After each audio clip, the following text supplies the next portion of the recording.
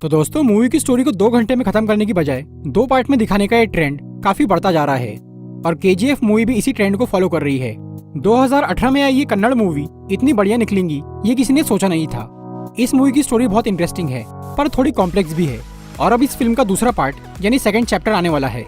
लेकिन second part देखने के लिए आपको इसका पहला पार्ट समझना जरूरी है।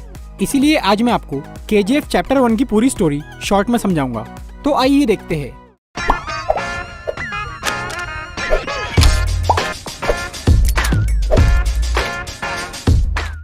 तो मूवी की शुरुआत होती है और हमें 1981 का टाइम दिखाया जाता है।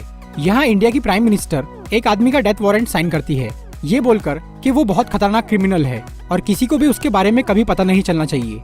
यहाँ बात हो रही है मूवी के मेन हीरो की, जिसका नाम है रॉकी। इसके बाद हमें सीधा 2018 का टाइम दिखाया जाता है। यहाँ पर फेमस जर्नलिस्ट आनंद इंगलगी एक बुक पब्लिश करते हैं जिसमें वो रॉकी की पूरी जिंदगी के बारे में लिखते हैं। गवर्नमेंट उस बुक को बैन कर देती है और उसकी सभी कॉपीज को जला दिया जाता है। उस बुक की एक आखिरी कॉपी किसी तरह से एक न्यूज चैनल वालों के हाथ लगती है। वो न्यूज चैनल वाले आनंद इंगलगी का इंटरव्यू लेते हैं ये जानने के लिए कि उनकी बुक में कितनी सच्चाई है। उस बुक का नाम है एल डोराडो, जिसका मतलब है खोया हुआ सोने का शहर। आनंद इंगलगी खुद उस किताब की कहानी बताना शुरू करते हैं। बात है 1951 की। कर्नाटक के कोलार डिस्ट्रिक्ट में एक कुएं की खुदाई के दौरान किसानों को कुछ अजीब से पत्थर मिलते हैं। फिर उस जगह की इन्वेस्टिगेशन करने के लिए कुछ गवर्नमेंट ऑफिसर्स आते हैं। उनके साथ सूर्यवर्धन भी था, जो कि वहीं का रहने वाला एक पावरफुल आदमी था। जब ये बात पक्की हो गई कि वो पत्थर सोने के हैं, तब सूर्यवर्धन ने सभी गवर्नमेंट ऑफिसर्स को मार डाला ताकि ये खबर बाहर न जाए। जिस दिन ये घटना हुई उसी दिन पास के एक गाँव में एक बच्चे का जन्म होता है, जो कि मूवी का मेन हीरो बनने वाला है, जिसके बारे में हम आगे बात करेंगे।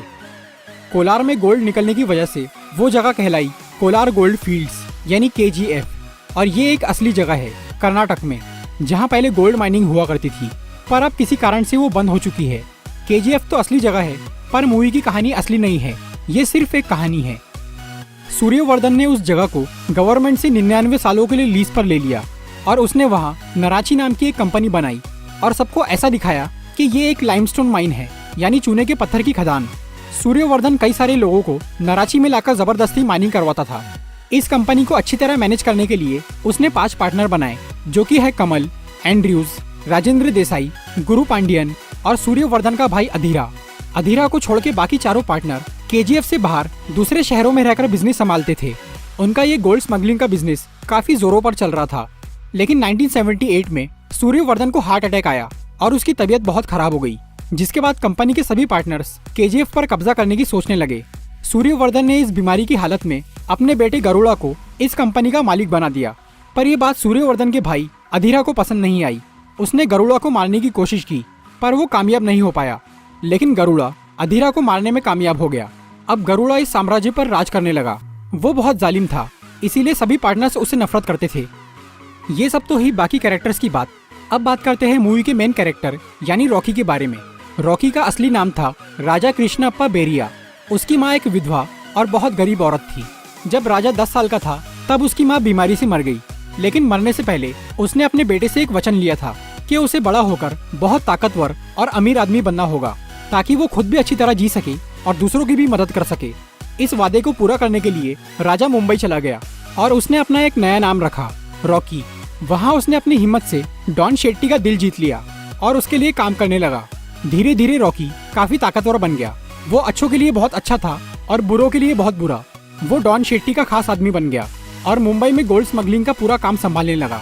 रॉकी दूर दूर तक बहुत फेमस हो गया था। 1978 में शेट्टी का बॉस एंड्रयूज, जो कि केजीएफ के पार्टनर्स में से एक है, वो रॉकी को एक काम सौंपता है। काम पूरा करने के बदले में वो रॉकी को पूरी मुंबई ऑफर करता है। इस काम के लिए रॉकी को बैंगलोर जाना पड़ता है। बैंगलोर में राजेंद्र देसाई, जो कि केजीएफ का एक और पार्टनर, रॉकी को बोलता है कि उसे गरुड़ा को मारना होगा। सभी पार्टनर्स एक प्लान बनाकर गरुड़ा को बैंगलोर बुलवाते हैं। लेकिन गरुड़ा इस चाल के बारे में पहले से ही जानता था, इसीलिए वो पूरी तैयारी के साथ आया था। अगर गरुड़ा चाहता तो वो अपने सभी दुश्मनों को आसानी से मार सकता था, लेकिन उसने एक कसम खाई थी कि अपने पिता के जिंदा रहे तक वो किसी भी पार्टनर को नहीं मारेगा। इसीलिए वो बिना किसी को नुकसान पहुंचाए वापस चला गया। उसके जाने के बाद सभी पार्टनर्स के पैरों तले जमीन खिसक गई, क्योंकि उन्होंने शेर की पूंछ पर पैर रख दिया था। लेकिन रॉकी ये फैसला करता है कि वो गरुड़ा को उसी के घर में जाकर मारेगा। सभी पार्टनर्स इस नए प्लान पर काम करना शुरू करते हैं। वो एक अंदर के आदमी के जरिए केजीएफ की कुछ खुफिया जानकारी रॉकी को देते हैं। नाराची में काम करवाने के लिए बहुत से लोगों को जबरदस्ती उठाकर लाया जाता था।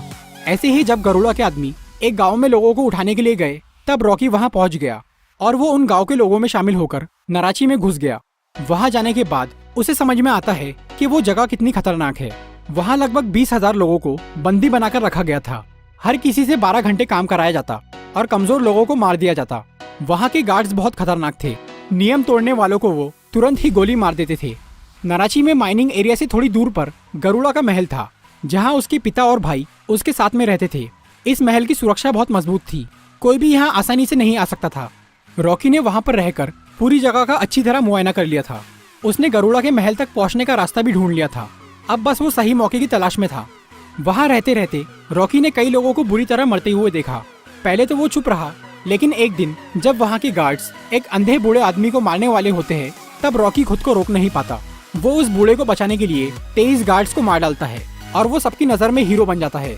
रॉकी उन 23 गार्ड्स की लाशों को जलाकर अपने लोगों को एक सिग्नल भेजता है कि अब वो पूरी तरह तैयार है। और तब एक बड़ा राज सामने आता है कि सूर्यवर्धन का दूसरा बेटा विराट अपने भाई गरुड़ा को मारने के प्लान में शामिल है। विराट अपने भाई से बिल्कुल अलग था और वो दिल का अच्छा था। उसी ने सभी पार्टनर्स तक नाराची की खुफिया जानकारी पहुंचाई थी ताकि रॉकी अंदर घुस सके। और अब रॉकी का सिग्नल मिलते ही विराट भी तैयार हो जाता है। लेकिन गार्ड्स की गैर मौजूदगी और उस बड़ी सी आग को देखकर गरुड़ा के लोग भी सतर्क हो जाते हैं। वो चेकिंग के लिए उस जगह पर जाने लगते हैं। तभी विराट उनका ध्यान भटकाने के लिए अपने पिता को मार देता है। सूर्यवर्धन की मरने की खबर सुन के सब लोग वापस लौट जाते हैं और रॉकी बच जाता है। गरुड़ा अपने पिता का अंतिम संस्कार करने के बाद तय करता है कि वो काली पूजा के बाद सबकी खबर लेगा। गरुड़ा हर साल पूजा में 3 बकरों की बलि चढ़ाया करता था, लेकिन इस बार वो बकरों की बजाय 3 इंसानों की बलि चढ़ाने वाला था। ये 3 लोग उसके दुश्मन थे, जिन्हें एक खास कमरे में कैद करके रखा गया था। जब गरुड़ा पूजा करने के लिए निकलता है, तब रॉकी सबसे छुप के उस कमरे तक पहुंचता है जहां पर उन 3 लोगों को रखा गया था। रॉकी उनमें से एक आदमी को मार के उसकी जगह ले लेता है। फिर इन 3 लोगों को पूजा में लाया जाता है। इस पूजा में नाराची के सभी गार्ड्स और 20,000 काम करने वाले लोग भी शामिल थे। गरुड़ा पूजा शुरू करता है और 2 लोगों की बलि चढ़ा देता है। लेकिन जब तीसरे की बारी आती है, तब रॉकी सबकी पकड़ से छूट के गरुड़ा की तलवार लेकर उसी का गला काट देता है। रॉकी ने हजारों लोगों के सामने गरुड़ा को मार डाला। ये खबर आग की तरह फैल गई। केजीएफ के चारों पार्टनर्स ये सोच रहे थे कि अब वहाँ उनका राज होगा, लेकिन रॉकी के दिल में कुछ और ही था। वो यहाँ मुंबई जीतने के लिए नहीं आया था, उसे तो पूरा केजीएफ चाहिए था। वो चाहता तो गरुड़ा को बेंगलोर में ही मार सकता था, लेकिन उसने ऐसा नहीं किया। रॉकी उसे केजीएफ में सबके सामने मारना चाहता था ताकि वो वहाँ पर राज कर सके। गरुड़ा के मरते ही उसके गार्ड्स रॉकी को मारने के लिए तैयार हो गए, लेकिन अब 20,000 लोग रॉकी के साथ मिल चुके थे, जो कि उसके एक इशारे पर कुछ भी कर सकते थे। रॉकी के अलावा और भी ऐसे लोग थे जिनकी नजर केजीएफ पर टिकी हुई थी। एक तो दुबई का इनायत खलील और दूसरा सूर्यवर्धन का भाई अधीरा, जो कि अभी तक मरा नहीं था, वो सिर्फ मरने का नाटक कर रहा था। ये सारी घटनाएं हुई थी 1978 में, पर ये सिर्फ आधी कहानी है। बाकी की कहानी चैप्टर 2 में दिखाई जाएंगी, जिसमें रॉकी का कई लोगों से सामना होगा जो कि केजीएफ पर कब्जा करने की कोशिश करेंगे। सेकंड पार्ट में ही हमें पता चलेगा कि क्यों प्राइम मिनिस्टर ने 1981 में रॉकी को मारने का ऑर्डर दिया। चैप्टर 2 में अधीरा का रोल करने वाले हैं बॉलीवुड एक्टर संजय दत्त और प्राइम मिनिस्टर रमिका सेन का रोल करेंगी रवीना टंडन। ये मूवी इस साल के एंड में रिलीज होंगी। तो दोस्तों, ये थी केजीएफ चैप्टर 1 की पूरी स्टोरी। अगर आपको ये वीडियो अच्छी लगी हो तो इसे लाइक और शेयर जरूर करिए, और ऐसी इंटरेस्टिंग वीडियोस देखने के लिए सब्सक्राइब कीजिए हमारा चैनल और इस बेल को दबाइए ताकि आपको हमारी वीडियोस सही टाइम पर मिल सके।